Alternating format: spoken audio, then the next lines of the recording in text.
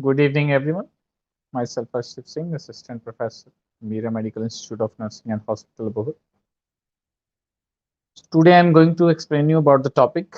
In today's lecture, there will be two topics. First of all is the ESI and CGHS, that is Employee State Insurance Scheme, and second one is the Central Government Health Scheme.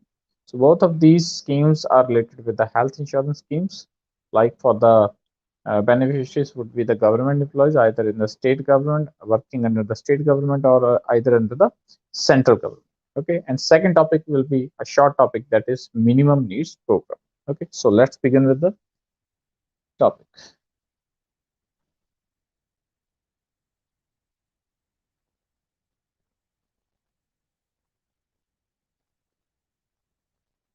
So first of all, let's start with the minimum needs program. That is a small topic, and I will complete it firstly. So that is minimum needs program was introduced in the country in the first year of the fifth five-year plan, that was from 1974 to 78. So it was the year, these were the years when the fifth five-year plan was launched in India. And under this five-year plan, this program was launched. So what were the main objectives of the minimum needs program?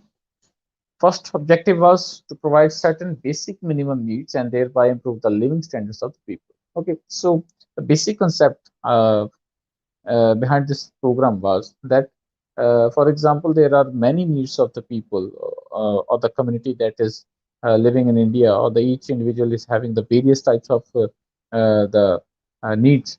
So it is very tough or difficult to complete each and every demand of the people. So the government generated a concept that if the government is trying to complete the each and every, so it is very difficult to meet the each and every need of the people. So there the government must try to only to we can say that the just to complete the minimum needs that are very important. Okay, so first objective was to provide the certain basic minimum needs and thereby improving the living standards of the people. So if all the needs of the people are not being met by the government, or it is very difficult to meet all the needs of people, so we should try enough to complete only the basic needs or the minimum needs at the priority level. Second one is, it is the expression of the commitment of the government for the social and economic development of the community, particularly to the underprivileged and under reserved population. Okay, so second objective was to provide the services on the priority basis to all the people who belongs to the underprivileged section, like, or to the vulnerable sections, like the persons from the, or the citizens from the SC category, BC category, or the persons of the age group, and the mother and the child. So minimum needs concept was basically or the services were provided to these groups on the priority basis. Okay, next.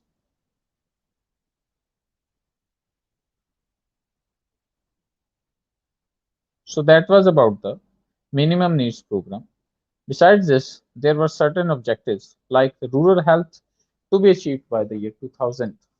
So what includes under this is, first is one primary health center for the 30,000 population in the plains and 20,000 population in the hilly and tribal areas. So that is the we can say that the accepted population for a PSC that will be controlled by or covered by a PSC nowadays. That is 30,000 population for the uh, PSC in the plain areas and 20,000 in the hilly areas. Second one is one subcenter for the population of the 5,000 plain areas and 3,000 population in the tribal and hilly areas, and one community health center for 1 lakh population. So that was the criteria by which we will be able to. It was there was a thought that rural health can be achieved by through these of the concepts of the objectives, or we were to provide the services according to these objectives, so that we can achieve these type of objectives. Next, some of the objectives related to the nutrition. So what were the main objectives? Extend nutrition support to 11 million eligible people. So under this, 11 million eligible people were to cover who were at the risk of having the malnutrition, or to whom the nutritional support was not enough for their physical and physical and the mental or the development of any type. Second, next is expand special nutrition program to the all ICDS projects. So what is ICDS? It is Integrated Child and Development Scheme of Service. So we there was objective that we have to expand the special nutrition program to all ICDS projects so that we can cover more of the people in India. Next and third is consolidation of the midday meal program and linking it to health, potable water, and sanitation. So not just preventing the cases of the malnutrition, but also we were extending the midday meal program by linking it to the health and to physical development of the people by including the service of the potable drinking water and maintaining the proper sanitation under the midday meal program. Okay, so that was about the main objectives of the minimum needs program. Next are the components of the minimum needs program. So what are the various components? For example, are the main components. So that means to say, what are the various things or the main, we can say that the theme lines on which this minimum needs program is working. So there are different components, like first is the adult education. We have to provide the education to the adults. So who are we can say that in the age group, so they are on the risk of various types of the sexually transmitted diseases, or they are under the risk of the various types of other diseases, like the communicable or the non-communicable ones. Second is we have to nutrition is the second main component we have to cover, although we are studying in this under the objectives of this program that nutrition is the basic component. So we have to cover near about 11 million eligible people. Next is environmental improvement of the urban slums. So that's a big issue in the urban areas, that urban slums are there and they are causing a disturbance in the environmental sanitation of the urban areas. So we have to restore them. Next is houses for the landless laborers. So the landless laborers who are the workers in the different types of like the coal mines or any other type of the industry. So they are the laborers, but they are not having the houses. So we have to provide houses under this program. That means we have to provide the basic minimum services. So what includes under the basic minimum services is nutrition, then second is the health, then is the house. Okay, so and the drinking water and sanitation. So these are the basic needs of the each and every people who might either be living in India or any of the countries. So these are the basic minimum needs. Next is the rural health we have to provide, and that is also the main component under this program, that we have to achieve the rural health by the year 2000. Next is the rural water supply. That means to provide the potable drinking water supply and full sanitation must be managed. Last one is the rural electrification. So electricity now is the we are using it in each and every aspect of the life. So electricity is uh, we can say that it is not as much as we can say that we conclude it as a need like the nutrition and the potable drinking water, but it is one of the major needs. So that is required, but in the today's world. So we have also included that in the minimum needs program. So these are some of the components that are included in the minimum needs program. Okay, so these the government is trying to provide these to the people so that the at least the minimum needs must be completed. Okay. Last one is the principles. What are the principles under the minimum needs program? First one is the facilities under minimum needs program are to be first provided to those areas which are at present underserved, so as to remove disparities between different areas. So first principle is that the government is not going to provide the services to the areas who are already developed or are under the developing process. We are providing the services under this program to those areas who are untouched by the development process. Okay, so we have to we have chosen those areas so that we can develop some of the major things. Okay, and second thing is the facilities under minimum needs program should be provided as a package to an area through intersectoral area projects to have a greater impact. So increase the so as to increase the impact of this program, we have to get the package of the services. That means in a package, single package, we should be able to provide the various types of services and a number of services so that the persons of the community might can get the benefit from this. Next are the health schemes.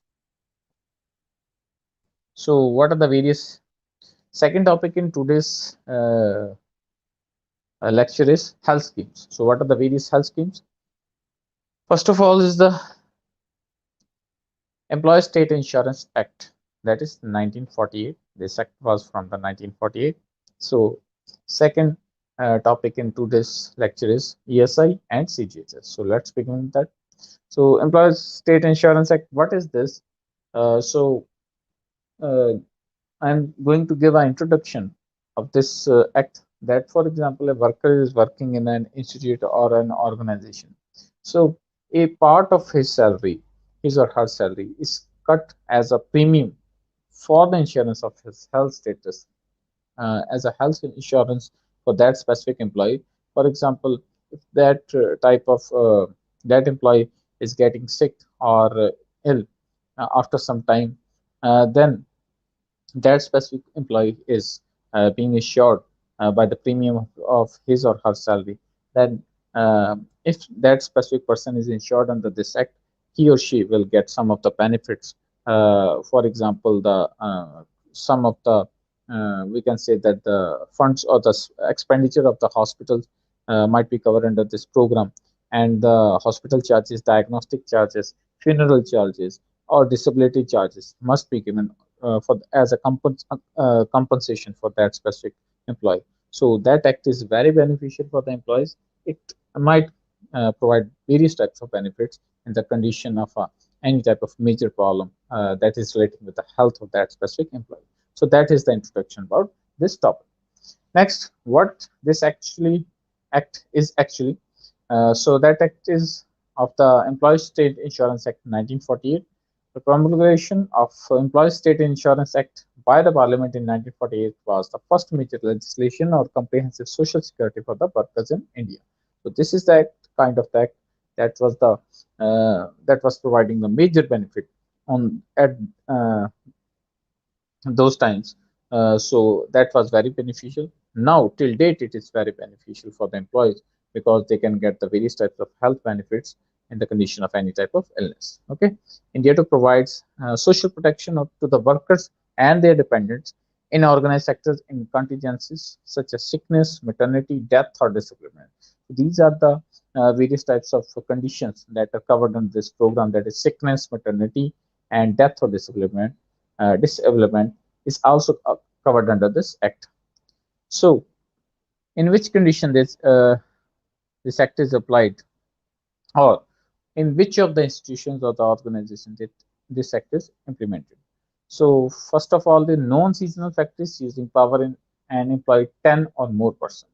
So in an organization in which there are more than 10 employees are working, so this act is applied to those organizations. Next is non-seasonal and non-power using factories and establishments employing 20 or more persons, okay, in which there are 10 or more or 20 or more. And non-seasonal factors using power, they are based on their working is based on the power, or they are the industries that are not using any type of power for the production of any of the products. Next, employees of the factories and establishment in respect of wages not exceeding 7,500 per month are covered under this act. So for the persons or the employees whose salaries are not more than 7,500, they are covered under this act. Next are some of the benefits. What are the various benefits that are covered under this act? So first is the medical benefit. So what covered under this benefit is full medical care is provided to the insured person and his family members from the day he enters insurable employment. So when the person is insured under this act, he or she or his or her family is insured for the providers of the various type of health insurance benefits under this act. Okay.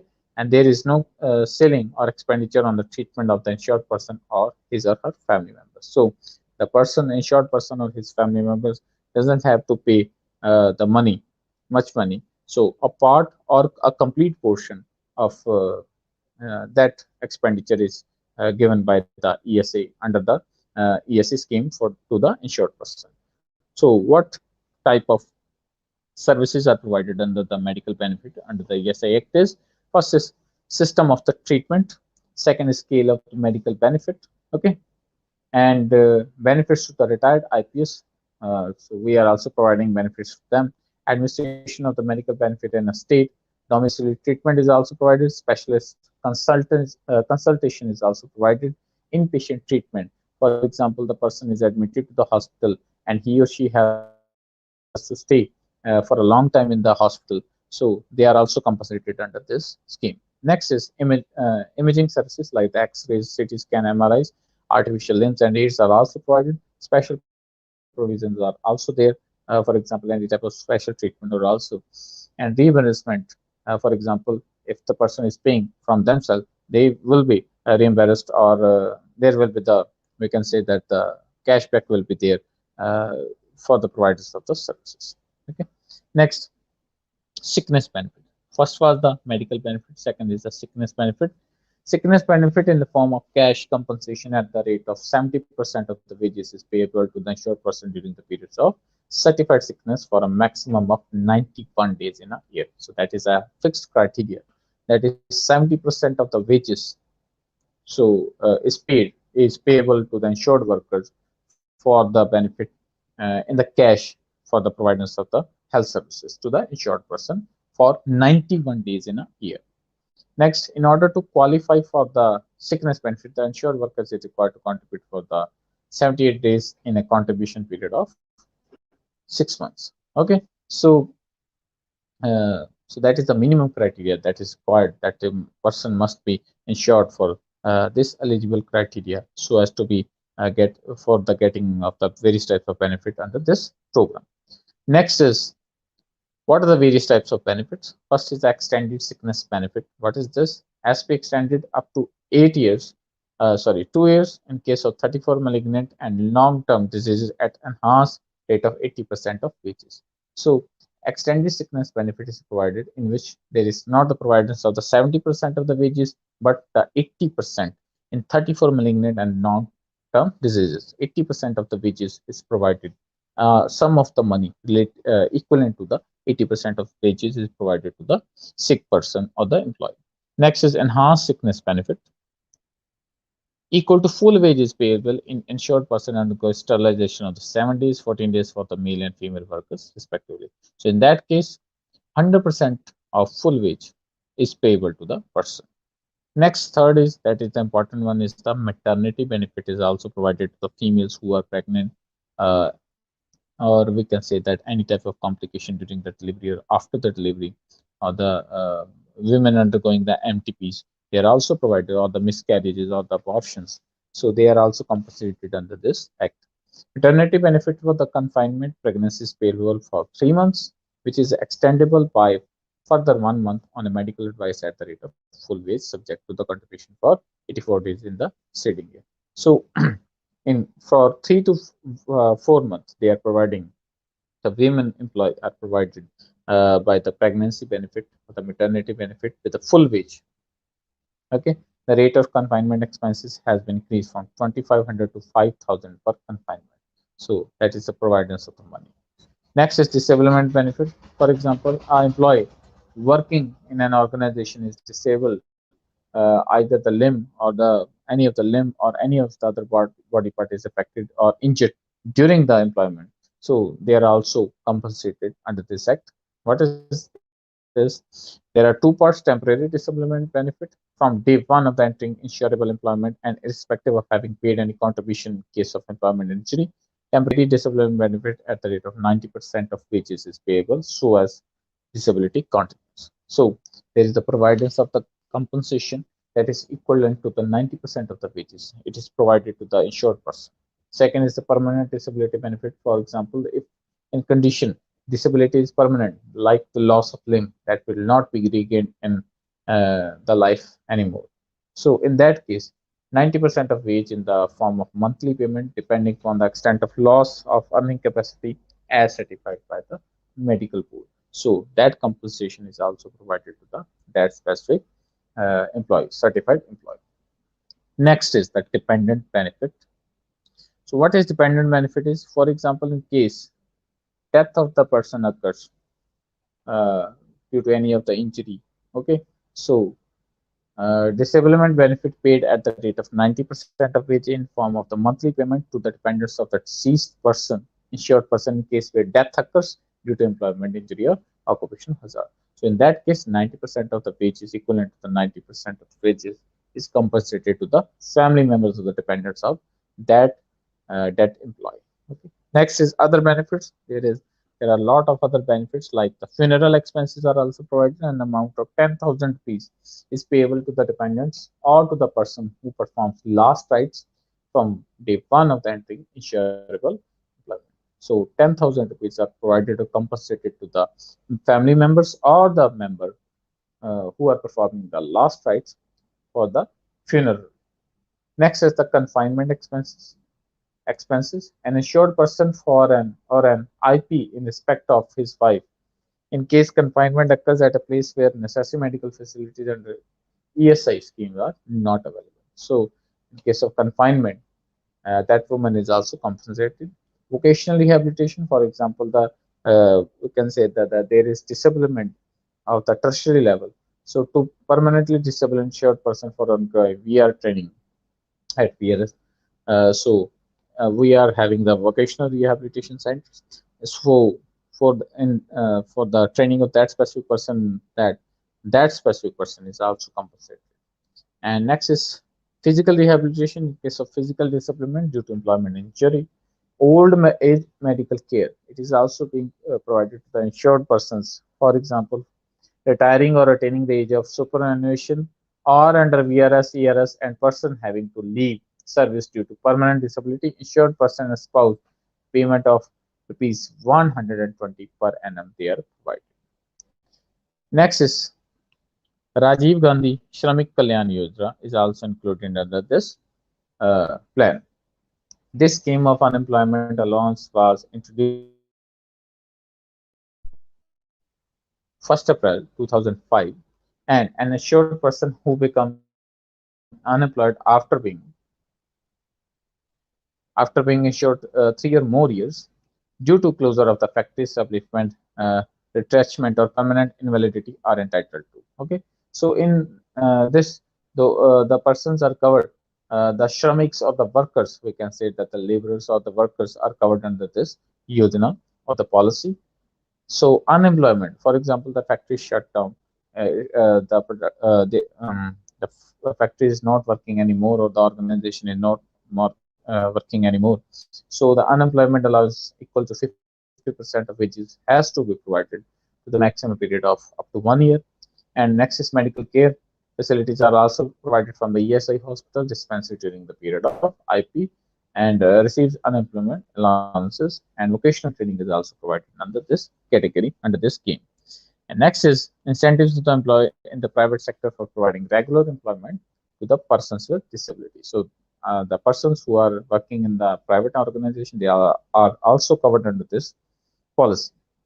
So minimum wage limit for the physically disabled person for availing ESIC benefits is 25,000, and employer's contribution is paid by central government for 3 years. So these are the basic services that are provided under the ESI scheme, that is Employees State Insurance Act or scheme. So there are a lot of benefits or the services that are provided under this scheme.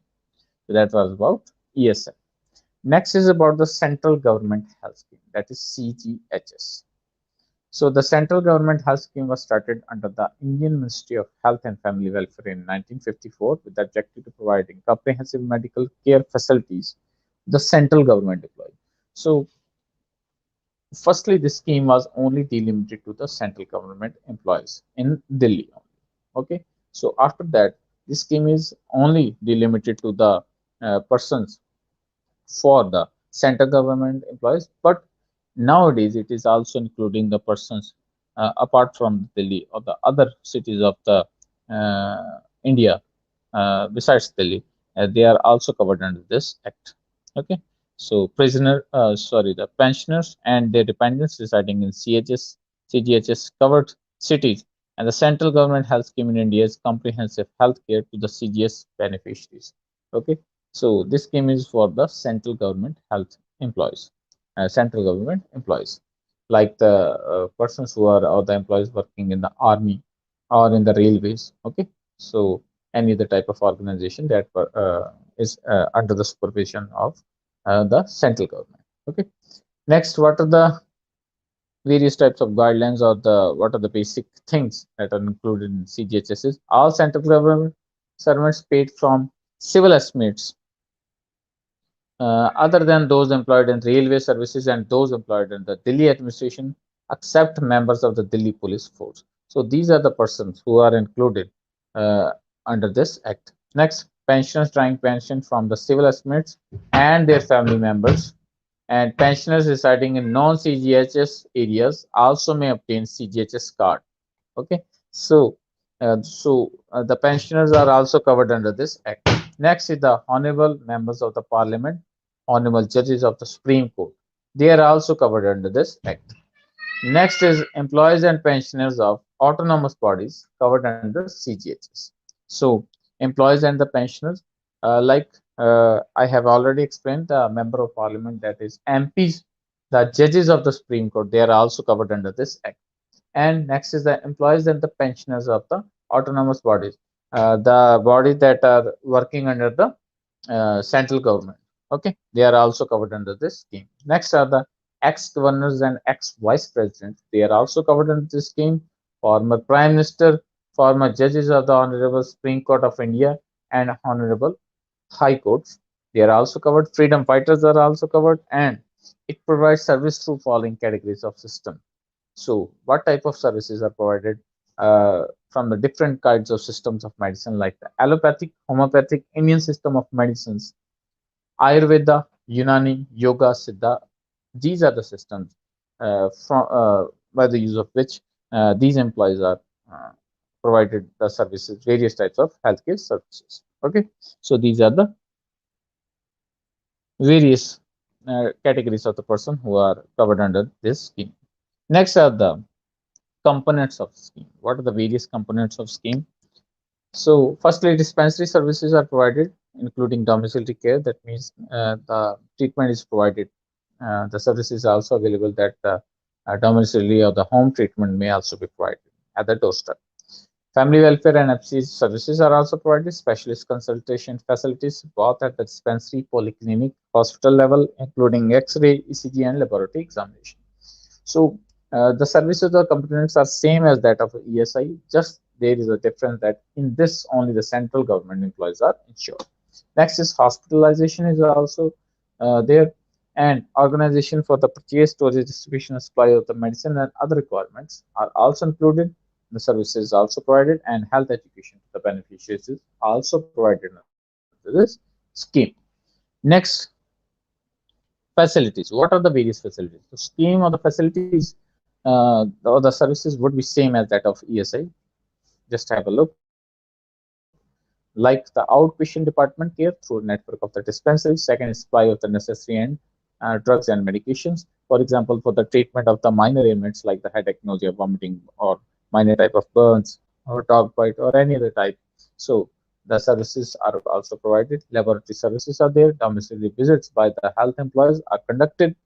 Hospital facilities at the government recognized hospitals and private hospitals specially recognized for the purposes. So the government institution or the organization or the hospital that are covered under the CGHS, the hospitalization services to the insured person is also provided, so that in case of the long duration of the illness, that person or the insured person is admitted to the hospital at the cost of the that will be contributed by the CGHS scheme. Next is the specialist consultation at CGHS units and government recognized hospital. So there is also the availability of the specialist of the different organ and organ systems under this scheme. So the insured person may also can can get the benefit from these. Next is immunization services are also provided. Antenatal and postnatal services are also provided. Limited medical emergency treatments are available, and supply of the various appliances like the pacemakers, hearing aids, orthopedic appliances, and nebulizers are also provided under this scheme. Next is the family welfare services. For example, the family planning program and health education and distribution of the contraceptive devices or other type of services are also provided. And last one is services of the Ayurvedic, Unani, Siddha, and homeopathy like the Ayush services and the allopathic medication system services are also provided under this scheme, but only to the central government employees. Okay, so that was all about the today's topic. So I have explained you about two topics. That first one was the minimum needs program, and second one was having the two topics. That was firstly was the ESI scheme, and second was the CGHS. Okay, so we have completed three topics today. So that was all about today's topic. So in next week I will explain you a new topic. So thank you everyone for your time, for your precious time. So subscribe to my channel and also to my college official YouTube channel. So thank you everyone. So get in touch with us for the new videos on the different types of topics or the nursing lectures. Thank you everyone. We will meet in next week. Thank you very much.